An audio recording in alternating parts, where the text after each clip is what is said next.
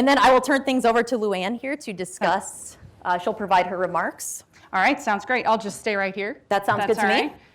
Okay, good morning, everyone. And just a background on my institution, because it will be relevant for the comments. I am a community bank primarily located in the St. Louis and Kansas City metropolitan area. We're about $460 million in assets. So yes, we are an intermediate small bank. So I will be getting to that here shortly. I did appreciate Clayton's comments earlier. He stole a little bit of my thunder, so thank you. You saved me some time. When we reflect on yesterday's comments relating to the clear statistics of community banking, as Clayton definitely articulated, we talked about the importance of community banking in times of emergency and in the areas that need it the most in times of emergency. Take the COVID pandemic as an example and what happened to some of the low and moderate income communities. But I also would articulate very clearly, as Clayton did as well, we have to tell our story. That is not all we are about. We do so many things in our communities. I give my heart and soul to our local communities. I'm part of workforce development. I'm part of economic development, nonprofits. Multiply me by 200 of our employees and you get a product of clear commitment to our community. So it is true that we have to tell our story. So as it relates to regulatory transparency, I will just start by saying there is a reason why examination reports are confidential. I agree that there are some bad things that could happen, whether you have a good report or a bad report. It can be interpreted in a different way than maybe what the intention was. So there is a reason, there is a clear confidential nature of examination reports. So with that, I will talk about the papers individually, and I'll start with the SEC paper. So I'll just say my bank is comprised of 400. We are not a public institution. We're privately held. We're widely held. We have 400 shareholders, the largest of which we're very proud of is our employee stock ownership plan. So our employees are all part owners of our bank. So just to give you some context from where I am coming from. But most community bank investors have never read a comment letter. Let's just throw that out there. I would argue that they probably do not pay attention to those comment letters, but it does not mean that it is not important, particularly as we talk about transparency. We have to consider what is coined sort of regulatory creep, right? What happens at the largest institutions, public or private, eventually can flow downstream and impact community banks in one way or another. So let's start, and it was brought up in the paper, with loan loss reserve provisioning and what that means for the largest institutions down to the community banks. This has been a source of confusion for quite some time. For those of you who have been in the business for any length of time, you know that there's been a sort of regulatory whiplash as it relates to loan loss reserve. Boards of directors, regulators tend to, at least my board of directors agrees with regulators in terms of taking a conservative approach to loan loss provision. It's just good to ensure a safe and sound banking system. FASB doesn't always agree with that tone, so there's this sort of fine line that we've always had to walk. CECL, the current expected credit loss that now is part and ingrained in the largest institutions and is working its way down to the smallest institutions here shortly, was not mentioned in the paper, but theoretically it is supposed to be a forward-looking approach, right? We're supposed to figure out what our current expected credit losses are in the future. But as we talk about things flowing downward, this is one example of what can happen. Some models out there for community banks utilize data from the largest institutions that now have to report under CECL. So that is an example of how things can flow downward even to the smallest institutions.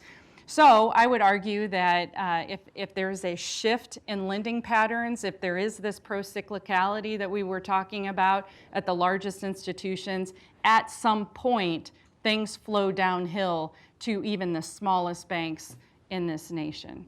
So I would just provide that comment. One comment on regulatory spillover that you mentioned in that paper. There's a statement in the paper, public dissemination of comment letter correspondence is associated with higher incidences of subsequent enforcement actions by federal and state banking regulators. I would say that, you know, I believe that there's some truth to that. There's a human component to examinations. So if regulators know that this is made public, of course, that will likely be taken into account. So next up is the social externalities of bank disclosure regulation using CRA. So I do appreciate the data analysis and conclusion, although I am a small intermediate bank, so when I read that, I'm like, how do I approach this one? So I do offer a few points. Although we are exempt from those requirements, it does not mean we don't track that information, and it does not mean that we don't have those confidential conversations with the CRA examiners that are sitting right in front of us during examinations. That is difficult for any researcher to analyze because of the confidential nature of those examinations. But we do track that information, and I would say that there are things that would be also difficult to track, which is the competitive nature of those markets in any particular year. Every year is different. Economic cycles are different. Needs and wants of the community are definitely different. So there are things that definitely would be difficult to track. So, but I definitely appreciate the comments. I will also reinforce the notion that community banking, as we collectively agree, is certainly important. And as we look at this data, and one of the important features of this conference is to get all of us together. We've talked about that. And some of the data that you all put out is likely used when Congress debates certain issues, as regulators draft certain regulations. So I would also add that when we look at this data, there's always a story behind the numbers, whether examiners are in our bank doing an exam or whether we're analyzing the raw data. So, you know, we have to sort of weigh this risk reward. Is it, if we keep layering on disclosures and additional requirements for community banks, what is the risk of that? Is the risk this sort of downward trend in the number of community banks in this country? Quite possibly, yes. It could add to that decline. So we must always keep that at the forefront. And just as an example, at our bank, when we talk about different products and services or different business lines that we want to enter, right or wrong, the first thing we talk about is what? Can we handle the regulatory piece that is about to be bestowed upon us by entering this particular market?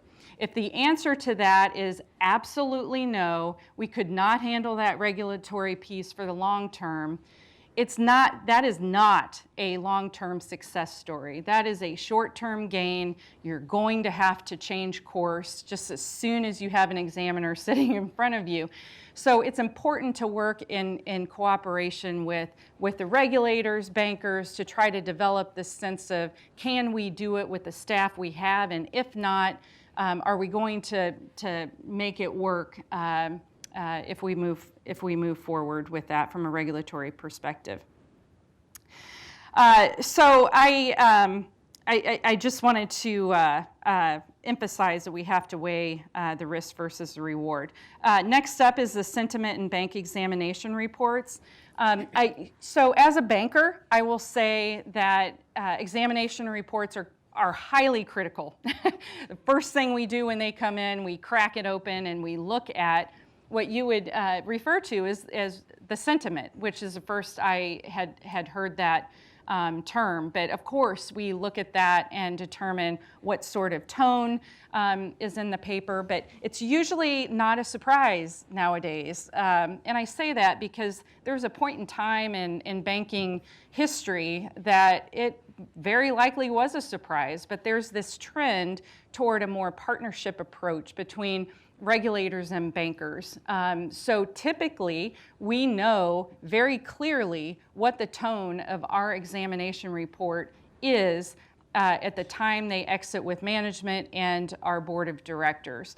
So I will say that the conclusion does say that the sentiment and the asset quality management earnings provides information in predicting future outcomes. I would agree with that. The sentiment and capital adequacy provides insight into future capital ratios for weak banks. So I would agree with all of that. The one thing that can't be analyzed again, I keep bringing it up, but is that human component in examinations.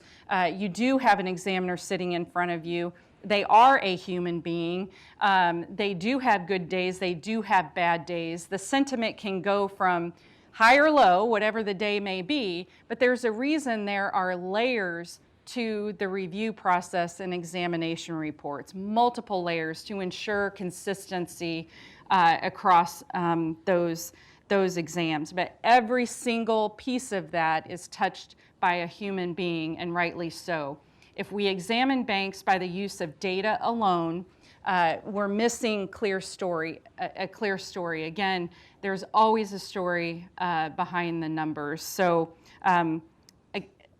human interaction is difficult to measure, but I would agree. If the sentiment is positive in an examination report, the outcome is likely positive. And I think we could rest assured that because of the regulatory layers of review, that there is consistency across the board. You could argue that if there is a direct correlation, it would solidify the need to ensure that we continue to modernize our examination reports as the industry evolves. And I know there was a request, I believe, at the end of 2019 for a examination report modernization. And I'll just give you this example. If you ask any community banker what keeps them up at night, typically the first answer these days is cyber security issues. We can kind of wrap our heads around asset quality and capital and all of that. We can analyze the numbers to sort of get a sense of where we are. But the one thing that lingers and keeps us all up at night, and I'd be interested if Clayton would agree with this, is the cyber risk that we're dealing with. And he's giving me a thumbs up. So what has happened in examination reports is technology request list, when a banker gets it during an exam, has gone from maybe a half a page to probably larger than our request list for the entire bank. But in the examination report, it is so important, and it's included. It's sort of at the end of the report, along with Bank Secrecy Act and the other very important things that are included in those examination reports. So I would encourage all of us to consider, as we evolve as an industry, to ensure that the very document that we look at to assess the safety and soundness of our financial system keeps up with the most risky pieces of what we deal with every day. So with that, I will conclude my comments, and I'll pass it to Allison. Okay?